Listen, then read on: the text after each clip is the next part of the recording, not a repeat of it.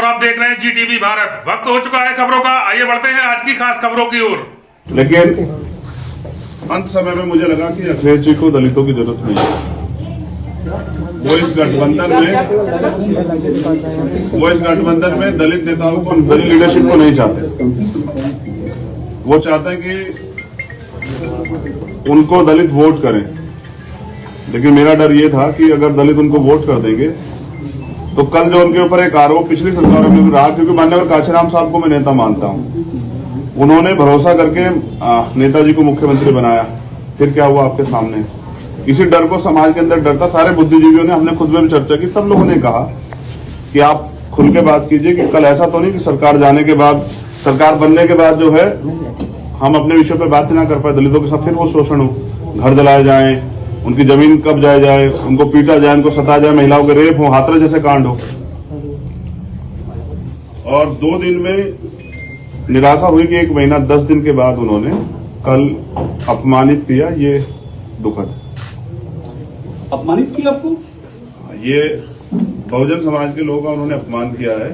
किसने सर? अखिलेश यादव ने। मुझे ये भरोसा था कि वो भी 85% बहुजन समाज के लोगों को इकट्ठा करने का प्रयास करेंगे, क्योंकि हम सब लोग भाजपा को रोकने का प्रयास कर रहे थे। मैं समय तक यहाँ पीठ के दर्द के बाद भी 2 दिन से हूँ कि किसी तरह से बात सकारात्मक हो जाए, लेकिन कल आने के बाद उन्होंने कहा था कि मैं शाम तक बताता हूँ, उनका जवाब अभी तक नहीं। तो मैं समझता हूँ कि वो इस गठबंधन में दलित समाज के लोगों को नहीं चाहते, जबकि बड़े पैमाने पे हमारे साथी जो हैं, जो कार्यकर्ता, जिनकी वजह से आज चंद्रशेखर यहाँ बैठे हैं बीमार में आजाद समाज पार्टी के, उनकी मन था कि वो बीजेपी को रोकने के लिए इस गठबंधन का हिस्सा बने। फिर भी हमने सारी चीजों को दरकिनार करके स्वाभिमान सम्मान की लड़ाई लड़ने वाले चंद्रशेखर उनके घर गए, 3-3 बार उनसे मुलाकात की, उनसे अपील की कि इसको बना लेते हैं। लेकिन वो शायद किसी मन से तय करके बैठे कि हमें दलितों की लीडरशिप नहीं खड़ी होने देनी, और मैं इसके लिए 2 दिन और प्रयास करूंगा पूरी जिम्मेदारी से। नहीं होगा भीम आर्मी के लोग आजाद समाज पार्टी को अपने दम पे चुनाव लड़ेंगे। और गलत ये है ना कि मैं आपको अगर बुला के 10 बजे कि पीसी 10 बजे है और आपको 12 बजे तक इंतजार कराऊं तो आपका काम बाधित होगा।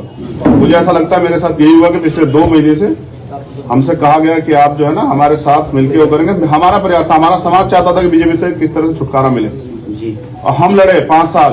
किसी का मामला हो, उन्नाव का हो, हाथरस का हो, जौनपुर का हो, 4-4 दलितों की हत्या की जाती है। कभी कोई व्यक्ति नहीं जाता है, प्रयागराज में 4-4 दलितों के सामने 2 उसकी माँ और बच्ची के साथ हत्या होती है।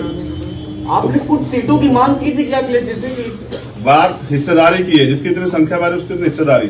आपको 3 सीटें, चंद्रशेखर भाई आपको 3 सीटें दे रहे थे, हमारी जानकारी है, और उसमें 2 सीटें कह रहे थे आप उनके सिंबल पे लड़िए। मैं क्या कह रहा हूँ ये आप उनसे पूछेगा कि दे रहे थे या नहीं दे रहे थे।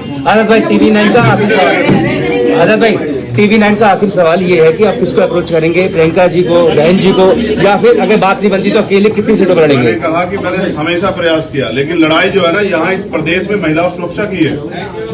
ये लड़ाई इस प्रदेश में हक अधिकार की लड़ाई इस देश में बुनियादी है, मुद्दों की राजनीति है। मैं धर्म और उसकी राजनीति में नहीं जाता हूँ कभी। लड़ाई मुद्दों की राजनीति और मुद्दों पे बात नहीं होती। तो प्रियंका जी के साथ जाएंगे। महत्वाकांक्षाएं बहुत बड़ी हो गई है, ऐसी चर्चा पॉलिटिकल करते हुए तमाम जिस तरह से आपने स्टैंड रखा है, सपा के लीडरों का भी स्टैंड है, क्या कब ये राजनीति पर पहुंचे जो बात की जा रही है?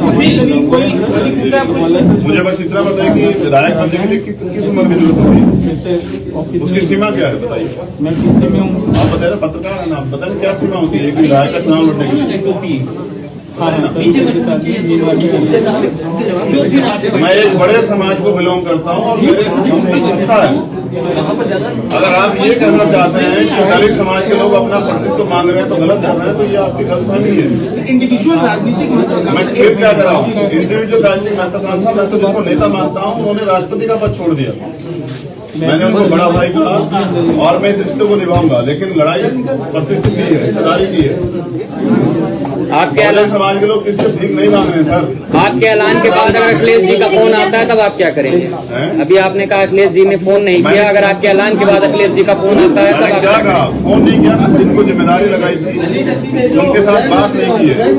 दरवाजे बंद हो चुके हैं क्या आपकी तरफ से समाजवादी के? राजनीति में कभी दरवाजे बंद नहीं होते हैं। जो लोग एक दूसरे के खिलाफ मुकदमा कराते हैं वो भी साथ लड़ जाते हैं। मेरा प्रयास ये है कि एक मजबूत विपक्ष बनता जो बीजेपी को रोकता, जिसमें सबकी भागीदारी होती है। आप बताओ उनके पास अभी कोई दलित समाज के कोई पार्टी लीडरशिप है क्या?